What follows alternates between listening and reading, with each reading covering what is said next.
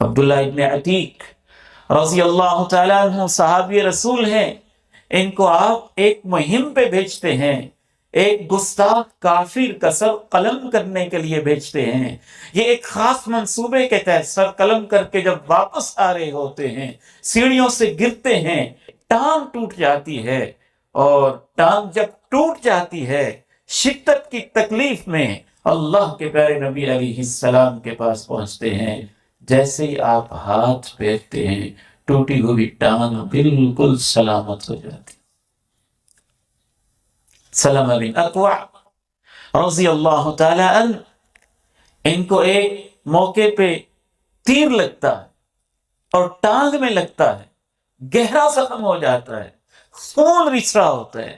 اللہ کے پیارے نبی علیہ السلام صرف 3 دفعہ پھونک مارتے ہیں اور ایسے جیسے کبھی زخم تھا ہی نہیں۔ صرف یہی نہیں، کہتے ہیں کہ پوری زندگی میں مجھے اس ٹانگ میں کبھی کوئی تکلیف نہیں۔